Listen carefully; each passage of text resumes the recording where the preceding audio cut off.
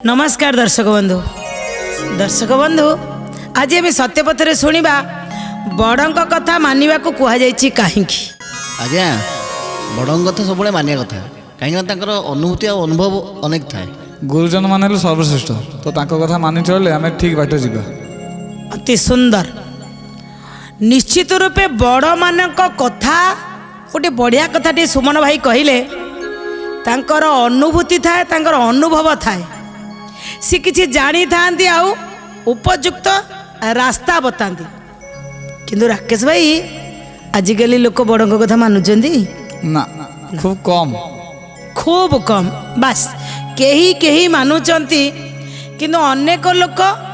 जो माने निजर टिके ज्ञान अच्छी जदि बड़ अल्प पाठ पढ़ी कम ज्ञान अच्छी किंतु सीटी अनुभव और अनुभूति अच्छी किंतु सेई जगह कौन कह जाउची ए तुमे केते जानिच मूर्ख एंडी कहउछ तुमे केते जानिच तुम मुंडरे केते बुद्धि अछि आमे पंडित ये को जगह रे आज्ञा सब जगह रे जदि आमे चिंतन करिवा बड़ को टिके सम्मान दबा बड़ न जानि थांतु सम्मान देले असुविधा कौन किंतु अनेक जगह रे देखा जाए छोट माने टिके गोटे चाकरी खंडे करि दै थांदी आउ पांच पद कथा कहवा शिखी जाती आज्ञा जदि पंच बसी था पांच जन भी बसी था गोटे किसी न्याय निशाब करने से छोट जनक कागज कलम धरिकी आसिक ये पांच जन को भी आंगुठी देखाती तुम्हें केते जानिच मु सब जानी कि आज्ञा आपण बड़ जो मैंने से सब सम्मान दिंतु सम्मान देले कौन हुए सम्मान नदेले कौन हुए मानिले कौन हुए न मानिले कौन हुए आज ये कहानी भितर अच्छी निश्चित शुणा किंतु ता पूर्व आसतु ना टिके आमे भी आमर मन को टिके सुमन कर ये सत्य पथरे झुमिबा अरे सुमन धन्य कराए जीवन रे सुमन धन्य कराए जीवन अरे सुमन धन्य कराए जीवन रे सुमन धन्य कराए जीवन मानव जीवन क्षेत्र समान मानव जीवन केतर समान उर्वर शक्ति कुचिन रे सुमन धन्य कराए जीवन रे सुमन धन्य कराए जीवन भल जमी खंडे देइछंती प्रभु उत्कर्ष रे चसुथिबु रे मन उत्कर्षरे चसुथिबु सत्य पथ रूपी फसल बुणीबु जीवन रे हसुथिबु रे मन जीवन रे हसुथिबु सत्य पथे चाली सत कर्म करी सत्य पथे चाली सत कर्म करी संचय कर तू पुण्य रे सुमन धन्य कराए जीवन रे सुमन धन्य कराए जीवन रे सुमन धन्य कराए जीवन वरुण बिली गोटे पिलाटे जिते बड़े बापा माँ पाखे आज्ञा सबू थी किंतु पिला को जदि आज्ञा संस्कार न देवे आज्ञा धन नदेले पिला दिने कांदिव दुई दिन कांदिव घड़िए कांदिव ये मुहूर्त टे कांदिव किंतु जदि संस्कार न देवे जीवन तमाम पिला ही कांदिव सेथिपाई धन दियंतु कि न दियंतु चलिबो किंतु संस्कार जरूर दियंतु पिला को किंतु संस्कार दियालानी पिला पढ़िला इंग्लिश मीडियम रे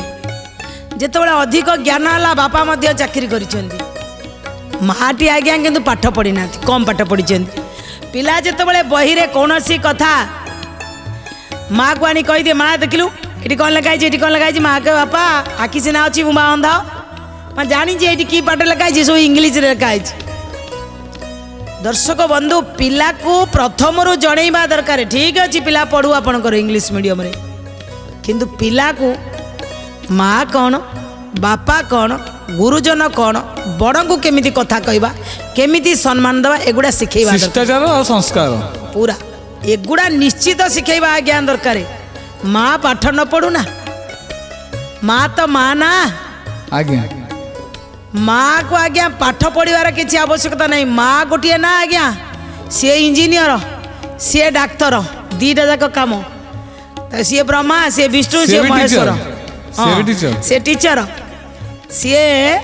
इंजीनियर सी डाक्तर सी ब्रह्मा सी विष्णु सी महेश्वर आप कहे केमी निर्माण करी सी जन्म दे सी हेले भगवान ब्रह्मा आओ पालन करिछि निज शरीर रक्त को क्षीर करिक पियाई छुआ को तार झाड़ा परिश्रारू नहीं छोटू बड़ पर्यंत ताको पालन करिछि से ही भगवान विष्णु पिला जेतबेले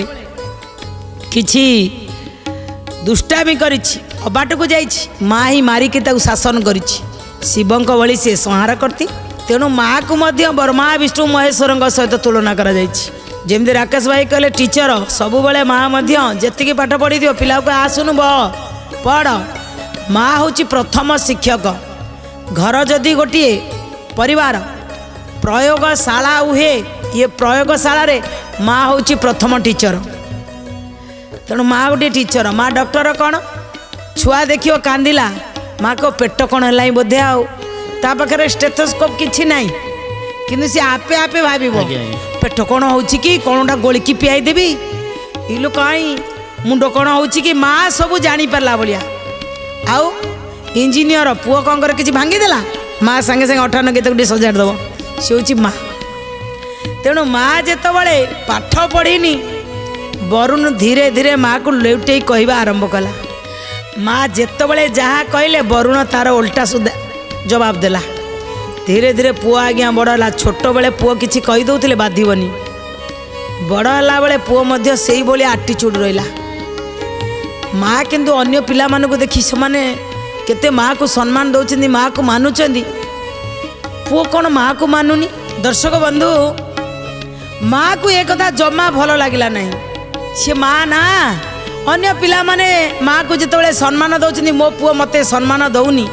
मते न दो घर को जदि कहीं कुणिया आइले बड़ आइले माँ जदि कहला ए बाबा टिके प्रणाम कर सी माँ कथा मानिलानी माँ जहाँटा कहले मानिलानी दर्शक बंधु माँ टिके सबू सही पारे बाहर लोकों सामने जितेबाला निज पिला माँ कथा न मानि पारे सेठी टिके माँ को बहुत कष्ट हुए माँ से दिन बापा पाखरे जाइकरी सब कथा कहले बापा को कहले अरे पुओटा केमिति एमिति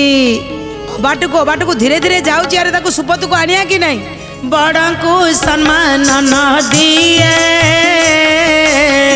निज इच्छारे चालू थाए निज इच्छारे चालू थाए निज इच्छारे चालू थाए पिता माता जे चिंता करिबा सुपथ व्यवस्था करिबा सुपथ व्यवस्था करिबा सुपथ व्यवस्था पिता माता दुई जन जाक जेतबेले कथा जानिले एबे चिंता कले हाथरू पिलाटी पळेई जीवा पूर्वरु लाल 5 वर्षाणी सरी जाइछि ताड़ एते 10 वर्षाणी मध्य सरी जाइछि प्राप्ते 16 वर्ष यही मझीटा बाकी अच्छी 16 वर्ष हो गले पुत्रं मित्रं बदाचरेत पुओ सहित मित्रवत व्यवहार कर तेणु यही 10 रु नहीं 16 भितर जहाँ शिखेया कथा पिला शिखब तेणु आपको शिखेबा हेले आमको सुपथरे कौटी केमिति ताको संस्कार दिज्व एबे बापा कौन कले अन्य मानक सब पचारे पिला को कौटी सुपथ मिल सुसंस्कार शिष्टाचार कौन किए शिखेब देखिले गोटे जगार बाल संस्कार शाला खोल जा बाल संस्कार शाला रे प्रत्येक शनिवार को शनिवार 2टा क्लास करा जाए सेठी पिला मानक सब नैतिक मूल्यबोध प्रेरणा पद दृष्टांत रे पिला मानक बुझा जाए बापा चिंता कले यही जगार ही छाड़िले पिलाटी टिके संस्कार शिखिब बापा माँ दुई जन जाक गले जी संस्कार शाला चलते गुरु अच्छा पाखे पहुँचिकी कहले देखु पिला आमर पढ़ुची अलग स्कूल रे किंतु पिला आसीबो तार जो स्वभाव जो चरित्र हो गला धीरे धीरे धीरे धीरे बड़ को सम्मान दौनी माँ कथा मानु ना माँ जोटा कह घरे जिनिस खाया को देले ना खाइबी ना जिद्दी कर छोटिया छोटिया कथार ता इच्छा जहाँ से करुच्ची केमिति से बदल माँ कथा बापा कथा केमिति से मानिब सेटा दरकार गुरु कहले जातु पिला पठातु पिला आसिला गुरु प्रथम पदे दीपद केतबेले छोटिया छोटिया प्रेरणापद दृष्टांत माध्यम छोट छोट गप कहया स्टार्ट कले दर्शक बंधु कहानी बा गप प्रेरणापद दृष्टांत ये गप द्वारा पिला मानक मन को भी बुझे हुए अन्य जनकर उदाहरण देकरी जन को बुझेले जन जिते जल्दी बुझी पार बहिरे आज्ञा जो पाठ लिखाई जितेबले शिक्षक पढ़ाती विभिन्न प्रकार उदाहरण दियंती कहीं पिला को बुझिया को सहज हम आज तो आजिकल कहते गपुंट अधिका ज्ञान दौरान हाँ सी मानक मुंडे से भेजा नहीं कहीं ना सी जानी ना गप कौन सी तो जानी ना ना स्मार्ट जुग पिला परा हाँ खाली मोबाइल धरिकी खेलुछन हाँ मोबाइल धरिकी खेलिले किसी ज्ञान हुए आज्ञा किंबा आपण भावुथिबे ये जेते फास्ट नहीं प्रथम श्रेणी प्रारंभ बोधरू नहीं आगे प्रथम द्वितीय तृतीय पर्यंत गप थाए इंग्लिश रे देखिए आपण 8 क्लास पर्यंत स्टोरी रही कहीं ना ता माध्यम रे पिला भितरे किछि विचार बसिबो पिला भितरे खाली विचार बसिबो कि बड़ मानक पई भी उदाहरण दरकार बड़ मानक पई भी स्टोरी दरकार बड़ मानक पई भी कहानी रा आवश्यकता रही कारण कहानी होची डायरेक्ट आमको बदलैबार ओइना से ओइना ही आमको बदलैब कहीं आज्ञा बड़ंक कथा मानिबा जो माने बड़ तांको कथा मानिबा जो माने बरेण्य तांको कथा मानिबा जो माने छोट हेले भी जो माने ज्ञान दबार दा मानक पाखरे दृष्टांत अच्छी तांको कथा भी मानिबा केवल बड़ंक कथा नहीं जो माने दिग्दर्शन दियंती जो माने बुद्धिजीवी जो मानक पाखरे ज्ञान अच्छी तांको कथा मानिबा उचित कहीं गुरु पाखरे बापा माँ पचारे पहुँचिक कहीदे आसिले पिला केमिति सतपथ को आसिबो गुरु ही शिष्य मन जानी शिक्षा दियंती ताकू पुणी शिक्षा दियंती ताकू पुणी शिक्षा दियंती ताकू पुणी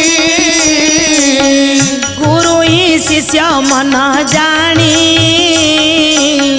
शिक्षा दियंती ताकू पुणी शिक्षा दियंती ताकू पुणी शिक्षा दियंती ताकू पुणी प्रेरणा पद दृष्टांत को कहानी माध्यम ताकू कहानी माध्यम ताकू कहानी माध्यम ताकू बारंबार अभ्यास बले कुविचार भी कमी चाले कुविचार भी कमी चाले कुविचार भी कमी चाले कहले गुरु कौन कले ना शिष्यर मन जानी छोट छोट प्रेरणा पद स्टोरी माध्यम कहानी माध्यम पिला को बारंबार बारंबार कहवा भितरे दर्शक बंधु जदि बारंबार अभ्यास करा जाए सुविचार भर्ती करने कुविचार धीरे धीरे धीरे धीरे कमी जीव कारण पाखरे जदि आज्ञा ये निआ रखी आमको गरम लगे निआटा उठे नहीं गले पाखरे जदि आनी बरफ रखिया आमको ठंडा लगे जदि आमे निजे जाई सूर्य किरण रे ठिया हवा ताले आम देहरे सूर्यकर ताप लगे जदि आमे जाई नदी कूल रे ठिया हवा सेई मु किंतु भाव चेंज होची अलग अलग जो जिनिसटा सामने अच्छी तार गुण कर्म स्वभाव आमको आफेक्ट करिवो केमती निआर ताती बरफर शीतलता नदी कूलर सुलुसुलु बा सूर्यंकर उताप ये जेमती आमको टच कर पारिला ସେମିତି ଯଦି ଆମେ ସୁବିଚାର ବାରମ୍ବାର ବାରମ୍ବାର ବାରମ୍ବାର ଜଣକୁ କହୁଥିବା ତାହେଲେ ସିଏ ବି ବଦଳିବ। ଦିନକର ଘଟଣା ଗୁରୁ ସ୍ୱତନ୍ତ୍ର ରୂପରେ ବରୁଣକୁ କହିଲେ, ଶୁଣ ବରୁଣ, ଆଜି ଗୋଟେ ବଢ଼ିଆ ଷ୍ଟୋରିଟିଏ କହିବି, ତୁମେ ଏକଦମ ତାକୁ ମନେ ରଖିକିରି ମୋତେ କହିବ। କହିଲେ ହଁ। ନା ଗୋଟିଏ ବିରାଟ ବଡ଼ ବର ଗଛଟିଏ ଥିଲା। ସେ ଗଛରେ କିଛି ହଂସ ଆଜ୍ଞା ନିବାସ କରୁଥିଲେ, ମାନେ ରହୁଥିଲେ। କିଛି ଦିନ ପରେ ସେ ଗଛ ମୂଳରେ ଗୋଟିଏ ଛୋଟିଆ କଣ୍ଟା ଥିବା ଲତା ଗଛଟିଏ ଉଠିଲା। ବୁଝିପାରୁଥିବ ଦି ଜଣ? କଣ୍ଟା ଥିବା ଲତା ଗଛଟିଏ ଉଠିଲା। ଇଏ ଯେତିକ ହଂସ ଅଛନ୍ତି, ହଂସଙ୍କ ଭିତରେ ଜଣେ ବୁଦ୍ଧିମାନ ହଂସ ଅଛନ୍ତି, ସମସ୍ତଙ୍କଠାରୁ ଶ୍ରେଷ୍ଠ। ତାଙ୍କୁ ସମସ୍ତେ ମାମୁଁ ବୋଲି ଡାକନ୍ତି। ସିଏ ସମସ୍ତଙ୍କୁ କହିଲା, ଆରେ ଏଇ ଗଛ ମୂଳରେ ଗୋଟିଏ କଣ୍ଟା ଗଛଟେ ଉଠୁଛି, ତା ଭିତରେ କଣ୍ଟା ଅଛି, ତାକୁ ମୂଳରୁ ନ ଉଠେଇ ଦେଲେ ଛୋଟ ବି ଚୋଟ ମାରିବ। ଛୋଟ ସାପର ବେଶୀ ବିଷ। କହିଲେ ଛୋଟ ବି ଚୋଟ ମାରିବ। ଜଣେ କହିଲେ ଲତା ଗଛଟା ସିଏ କ'ଣ କରିପାରିବ, ଏଇ ସେ ଛୋଟଟା ବି ଚୋଟ ମାରିବ ବୋଲି ତମେ କହୁଛ? ଚିନ୍ତା କିଛି କରନି, ସିଏ ଛାଡ଼ି ଦିଅ ତାକୁ। ଇଏ ଯେତେ ଯାହା ବୁଦ୍ଧି ଦେଲେ, କହିଲେ ସିଏ ଯଦି ବଡ଼ ହେଇଯିବ, ସେ ଲତାଟା ଯଦି ଏ ଗଛରେ ଗୁଡ଼େଇ ହବ, ଇଏ ଗଛରେ ଗୁଡ଼େଇ ହେଇଗଲା ପରେ ତାର ଏତେ ବଡ଼ ବଡ଼ କଣ୍ଟା, ସେ କଣ୍ଟା ପୁରା ସିଡ଼ି ଭଳିଆ ଚାରିପଟରେ ବାଟ ହେଇଯିବ। ଗୋଟେ ଶିକାରୀ ଚଢ଼ିକିରି ଉପରକୁ ଆସିବା ପାଇଁ ସୁଯୋଗ ପାଇଯିବ, ଆଉ ଆମକୁ ଶିକାରୀ ଦିନେ ଧରି ନେଇଯିବ। କିନ୍ତୁ ବୁଦ୍ଧିମାନ କେତେଜଣ ଛୋଟିଆ ଛୋଟିଆ ଥିଲେ, ଛୋଟ ହଂସ, ଯେଉଁମାନଙ୍କର ବୁଦ୍ଧି ଟିକେ ଅତି ଫଡ଼ଫଡ଼, ଇଆଡ଼େ ସିଆଡ଼େ ପଳେଇ ଯାଆନ୍ତି, ସେଇମାନେ କହିଲେ, ହେ ଗଛ ମୂଳରୁ ଏଡ଼ିକି ଟିକେ ହେଇନି, ଆପଣଙ୍କର ଆଗେ ବଡ଼ ଚିନ୍ତା ହେଲା, ଇଏ ଦିନେ ବଡ଼ ହବ, ଇଏ ଗଛରେ ଗୁଡ଼େଇ ହବ, ତା ଦେହରେ କଣ୍ଟା ବାହାରକୁ ବାହାରିବ, ସେ ସିଡ଼ି ଭଳିଆ ହବ, ଶିକାରୀ ଚଢ଼ିବ। ହେଇ ଏତେ ସ୍ୱପ୍ନକୁ ରାତି ନାହିଁ, ଏତେ କଥା ଚିନ୍ତା କରନ୍ତୁନି, କିଛି ହବାର ନାହିଁ। ମାନିଲାନି କଥା। ଠିକ୍ ଅଛି, ଯଦି ତମେ ମାନିବନି ତ ମୁଁ କାହିଁ କ'ଣ ଚିନ୍ତା କରିବି। କିଛି ନ କହିକି ତାଙ୍କର ବଡ଼ ବି ଚାଲିଲେ। ସମୟ ଅନୁସାରେ ବଢ଼ିଲା ବଢ଼ିଲା ବଢ଼ିଲା, ସତକୁ ସତ ସେ ଗଛ ଦିନେ କ'ଣ କଲା ନା ଗଛରେ ଗୁଡ଼େଇ ହେଇ ହେଇ ହେଇ ହେଇ ଏତେ ସୁନ୍ଦର ଭାବରେ ଗୋଟେ କଣ୍ଟା ଥିବା ଗଛ ପୁରା ସିଡ଼ି ଭଳିଆ ହେଇଗଲା। ଦିନେ ହଠାତ୍ ସବୁ ହଂସମାନେ ତାଙ୍କ ଯାଇଛନ୍ତି ଶସ୍ୟ ଖୋଜିବା ପାଇଁ। ଏହି ସମୟରେ ଶିକାରୀଟିଏ ଆସିଲା। ସବୁଦିନ ଶିକାରୀ ଦେଖେ ଇଏ ଗଛ ଉପରେ ଅନେକ ହଂସ ବସୁଛନ୍ତି, ମୁଁ ହଂସକୁ ଧରିକି ନେବି। ସମସ୍ତେ ପଳେଇଲା ପରେ ସେଇ କଣ୍ଟା କଣ୍ଟା ମାଧ୍ୟମରେ ସେ ଗଛର ଉପରକୁ ଚଢ଼ିଲା।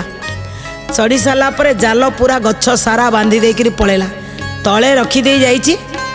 ଯେ ଏମିତି ଯିଏ ଆସି ବସିବ ସିଏ ସମସ୍ତେ ଜାଲରେ ପଡ଼ିଯିବେ। ତାର ଶିକାରୀ ଘରକୁ ପଳେଇଛି। ରାତି ହେଲା, ସବୁ ଖାଦ୍ୟ ଧରିକିରି ଫେରିଲେ। ଯେତେବେଳେ ନୀଳର ଫେରିକିରି ଘରକୁ ଫେରିଲେ, ଆଜ୍ଞା କେତେ ଉତ୍ଫୁଲ୍ଲ ଥାଆନ୍ତି, କେତେ ପ୍ରସନ୍ନତା ଥାଆନ୍ତି। କାହା ମନ ଭିତରେ ମୋ ଘରକୁ ଆସିଲେ କିଛି ବିପଦ ପଡ଼ିବ। ହଂସମାନେ ଯେତେବେଳେ ଆସି ବସି ଯାଇଛନ୍ତି, ସମସ୍ତଙ୍କ ଗୋଡ଼ ଛନ୍ଦା ଛନ୍ଦି ହେଇଗଲା। କିନ୍ତୁ ଯିଏ ବଡ଼ ସିଏ ସତର୍କତାର ସହିତ ଆସୁଥିଲା। ଏମାନେ ସମସ୍ତେ ଛନ୍ଦି ହେବା ଦେଖି ଟିକେ ରହିଗଲେ, କହିଲେ ଅପେକ୍ଷା କର। ଏଇଠି ସମସ୍ତେ ଏବେ କହିଲେ ସେଦିନର ଇଏ ବଡ଼ କହିଥିବା, ମାମୁଁ କହିଥିବା କଥାକୁ ଆମେ କେହି ମାନିଲୁ ନାହିଁ। ଆଜି କିନ୍ତୁ ସିଚୁଏସନ୍ ଏମିତି ଆସିଗଲା ଯେ ଆମେ ସମସ୍ତେ ପଡ଼ିଗଲୁ, ସବୁ ଧରା ହେଇକିରି ପଳେଇବୁ, କ'ଣ କରିବୁ? ଏବେ ସମସ୍ତେ ଡାକିଲେ, କହିଲେ ମାମୁଁ ଆମେ ଏବେ ଆପଣଙ୍କ କଥା ମାନିବୁ, ବଡ଼ଙ୍କ କଥା ନ ମାନିବାରୁ ଆଜି ଜାଲରେ ପଡ଼ିଗଲୁ, କ'ଣ କରିବୁ କୁହନ୍ତୁ? କହିଲେ ଗୋଟେ କାମ କର, ସକାଳ ହେବା ପର୍ଯ୍ୟନ୍ତ ମୁଁ ବି କିଛି କରିପାରିବିନି, ମୋର ଥଣ୍ଟରେ ଏତେ ବଳ ନାହିଁ କି ମୁଁ ଇଏ ଜାଲକୁ କାଟି ପାରିବିନି, ତେଣୁ ସକାଳ ପର୍ଯ୍ୟନ୍ତ ଅପେକ୍ଷା କର। ସକାଳ ହେଲେ ଶିକାରୀ ଆସିବ। ଶିକାରୀ ତ ଆଉ ଉପରୁ କ'ଣ କରିବ, ଜାଲରୁ ଗୋଟେ ଗୋଟେ ଖୋଲିକିରି ସବୁ ତଳେ ଥୋଇବ, ଆଣିକି ତଳେ ପକେଇବ, ନହେଲେ ତଳେ ଆଣି ଥୋଇବ। ସମସ୍ତେ ମୃତବତ ପଡ଼ିବ, କେହି ବି ହଲଚଲ ହେବନି, ମୃତବତ ପଡ଼ି ରହିବ, ତଳେ ସବୁ ପଡ଼ିବ। ଯେତେବେଳେ ସମସ୍ତେ ସରିବେ, ଆସି ସାରିବେ, ସମସ୍ତଙ୍କୁ ନେଇକିରି ଭାଇ ବନ୍ଧୁ କୁଟୁମ୍ବ ରହିବା ଦରକାର। ସମସ୍ତ ସରିଯିବ, ଶିକାରୀ ଭାବିବ ମାନେ ମଲେ ନେଇକି ଯିବ ସିଏ, ସେ ଜାଲକୁ ଗୋଟେଇବାକୁ ଯିବ। ସେତେବେଳେ ମୁଁ ଗୋଟିଏ ମାନେ ମୋ ଥଣ୍ଟରୁ ଗୋଟିଏ ମୁଁ ସାଉଣ୍ଡ କରିବି, ଗୋଟେ ଶବ୍ଦ କରିବି, ଡାକ ଦେବେ, ଗୋଟେ ଡାକଟା ମାରିବି। ଯେମିତି ମୋ ଶବ୍ଦ ଶୁଣିବ ଏକା ସାଙ୍ଗରେ ସମସ୍ତେ ଉଠିକି ଉଡ଼ି ପଳେଇବ। କହିଲେ ଠିକ୍ ଅଛି। ତା ପରଦିନ ସେଇଆ ହେଲା, ଶିକାରୀ ଆସିଲା ଦେଖିଦେଲା ସବୁ ଯାକ ହଂସ ଆଜି ପଡ଼ିଯାଇଛନ୍ତି, ସମସ୍ତେ ମଲା ଭଳିଆ। ସେ ଗୋଟେ ଗୋଟେ ଧରିକି ଆଣି ତଳେ ଥୋଇଲା, ଗୋଟେ ଗୋଟେ ଧରିକି ଆଣି ତଳେ ଥୋଇଲା, ସବୁ ଯାକ ଆଣିକି ଏମିତି ଲମ୍ବିକିରି ଶୁଆଇ ସାରିଲା। ଏବେ ସବୁ ମରିଯାଇଛନ୍ତି। ଠିକ୍ ଅଛି। ଏବେ ତାର ଶିକାରୀ ଜାଲ ଖୋଲିବ। ଯେତେବେଳେ ଜାଲ ଖୋଲିବା ପାଇଁ ଗଲା ସମସ୍ତେ ଆସି ସାରିଲେ, ଶବ୍ଦ କଲା, ଇସାରା ଦେଲା। ସେଇ ବୃଦ୍ଧ, ସେଇ ବଡ଼, ସେଇ ବୟୋଜ୍ୟେଷ୍ଠ, ସେଇ ଗୁରୁଜନ ପକ୍ଷୀଟି ସିଏ ଶବ୍ଦ ଦେଲା। ସେ ଗୋଟିଏ ଶବ୍ଦରେ ସମସ୍ତେ ଉଡ଼ିକିରି ପଳେଇଲେ, ଉଡ଼ିଗଲେ। ଶିକାରୀ ଜାଣିପାରିଲାନି ମୁଁ ଏତେ ପରିଶ୍ରମ କଲି, ଆସିଲି, ଚଢ଼ିଲି, ବସିଲି, ଧରିଲି, ସବୁ ଖୋଲିକିରି ଆଜି ପରିଶ୍ରମ ମୋର ବୃଥା ହେଇଗଲା। କେହି ଗୋଟେ ବି ଧରା ଦେଲେନି, ମୋ ଠାରୁ ଚାଲାକ ପଡ଼ିଗଲେ ଏଇ ହଂସ ଗୁଡ଼ାକ। ଇଏ ହଂସ ସମସ୍ତେ ଯାଇସାରିଲା ପରେ ଗୋଟେ ଜାଗାରେ ନିରାପଦରେ ବସି ଆଜି ସେ ବଡ଼ ହଂସକୁ କହିଲେ, ତୁମେ ଯଦି ନଥାନ୍ତା ଆଜି ଆମେ ସମସ୍ତେ ମରିଥାନ୍ତୁ। ବଡ଼ଙ୍କର କ'ଣ ଥାଏ? ସୁମନ ଭାଇ କହିଲେ ଅନୁଭୂତି ଆଉ ଅନୁଭବ ଥାଏ। ବଡ଼ଙ୍କର ଅନୁଭୂତି ଅନୁଭବ ହିଁ ତାଙ୍କୁ ବଞ୍ଚେଇଲେ। ଏଇ କଥା ଗୁରୁ କହିଲେ କାହାକୁ ନା ବରୁଣକୁ। ଏମିତି ପ୍ରାଞ୍ଜଳ ଭାବରେ ଆମେ ତ ଏତିକି କହିଲୁ, ଗୁରୁ ଯେତେବେଳେ ବୁଝେଇଲେ ପୁରା ଉଦାହରଣ ଦେଇ ଦେଇ ଗୋଟି ଗୋଟି କଥା ବୁଝାଉଥାନ୍ତି। ବରୁଣ ଏକଦମ ବୁଝିଗଲା। କହିଲା ଆଜିଠାରୁ ମୋ ବାପା ମାଆଙ୍କ କଥା ମାନିବି। ମୁଁ ସିନା ପାଠ ଅଧିକ ଜାଣିଛି, କିନ୍ତୁ ମୋ ମା ମୋ ବାବା ବହୁତ କଥା ଜାଣିଛନ୍ତି। ମୁଁ ଆଜିଠାରୁ ସବୁବେଳେ ବଡ଼ଙ୍କ କଥା ମାନିବି। ଦର୍ଶକ ବନ୍ଧୁ, ବଡ଼ଙ୍କ କଥା ମାନିଲେ ପ୍ରମାଦ ନ ପଡ଼ଇ ହେଳେ, ବିପଦ ନ ପଡ଼ଇ ହେଳେ। ବିପଦରୁ ରକ୍ଷା ପାଇବା, ଯନ୍ତ୍ରଣାରୁ ରକ୍ଷା ପାଇବା, ଦୁଃଖରୁ ରକ୍ଷା ପାଇବା, ଆସୁଥିବା ଝଡ଼ ଜଞ୍ଜାରୁ ରକ୍ଷା ପାଇବା। ସବୁବେଳେ ଆଜ୍ଞା ବଡ଼ଙ୍କ କଥା, ଗୁରୁଜନଙ୍କ କଥା, ସମ୍ମାନୀୟଙ୍କ କଥାକୁ ମାନିଲେ ଆମର ହିଁ ମଙ୍ଗଳ ହେବ, ସୁରକ୍ଷା ରହିବା।